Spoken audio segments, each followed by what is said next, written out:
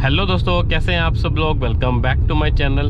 तो दोस्तों आज का जो हमारा टॉपिक है ना वो है विंडशील्ड को लेके। जैसा कि आपने थंबनेल में देख लिया होगा, तो एक ना बहुत बेसिक सा क्वेश्चन है कि क्या आप लोगों ने कभी नोट किया है या सोचा है कि जो विंडशील्ड हमारी जो गाड़ी में फ्रंट में लगी है वो इस पर्टिकुलर एंगल में ही क्यों लगी हुई है। मतलब इसका एंगल क्या है ऊपर, जैसे मान लो ये विंडशील्ड है, ठीक है।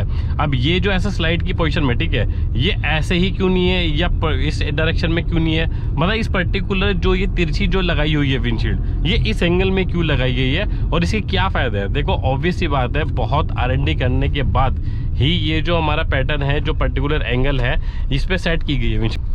अब जैसे कि आप लोगों को पता होगा कि मैक्सिमम गाड़ी में जो ऑन एन एवरेज गाड़ी होती है उन सब में यही आपका जो है ना एक पैटर्न होता है, इस स्लोप की कंडीशन में होता है, ठीक है। But most of the cars में आपने ये चीज़ नोट करी होगी कि जो विंडशील्ड है उसका एंगल थोड़ा सा ऐसे खड़ा टाइप का रहता है। मतलब वो ऐसे की जगह थोड़ा सा ऐसे होता है, ठीक है।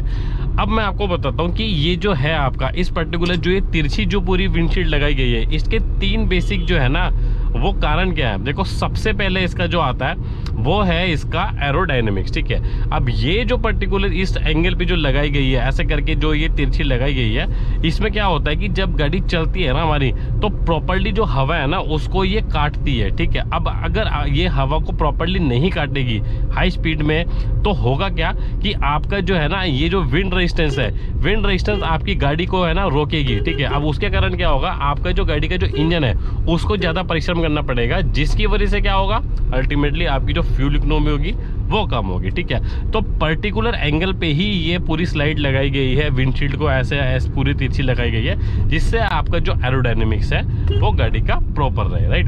नंबर 2 इसका रीज़न क्या है, वो है आपका विजिबिलिटी। अब आप एक चीज़ गौर करके देखना कि कई गाड़ियों में अगर ये जो विंडशील्ड का जो एंगल होगा ना ऊपर नीचे होगा, तो उसमें जो जिसमें बिल्कुल खड़ा इस टाइप से एंगल दिया जाता है, उसमें कई बार ना जैसे सन की जो हार्श जो एकदम हार्मफुल रेज आती हैं, जो एकदम बिल्कुल सूरज की तेज रोशनी आती है, उसको ना सही तरीके से वो डिस्ट्रैक्ट नहीं कर पाता है और उसमें ना एक अलग ही तरीके का रिफ्लेक्शन आता है, ठीक है, जिसकी वजह से सड़क को देखने में आती है प्रॉब्लम।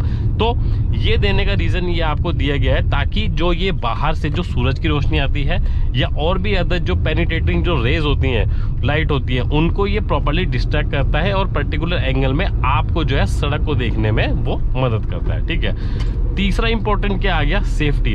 अब सेफ्टी के लिए क्यों जरूरी है वो मैं आपको बताता हूँ। देखो ये जो विंडशील्ड होती है ना, ये हमारा पूरा स्ट्रक्चरल इंटीग्रिटी को लेके और उसकी सेफ्टी से रिलेटेड बहुत इंपॉर्टेंट होती है।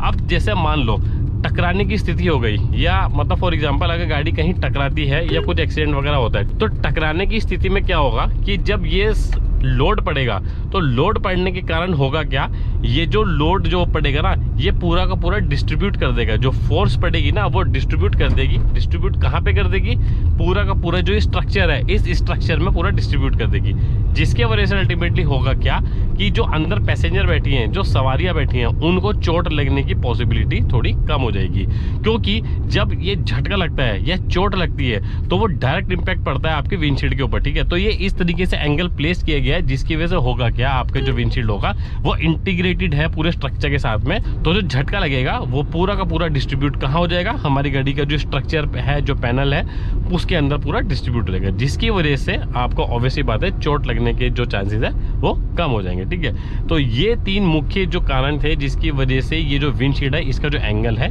वो इस तरीके से तिरछा लगाया गया है, ठीक है। तो होप ये आपको छोटी सी वीडियो आपको पसंद आई होगी। अगर आप लोगों को वीडियो पसंद आई है तो प्लीज़ वीडियो को एक लाइक, शेयर और चैनल को सब्सक्राइब आप ज़रूर कर देना।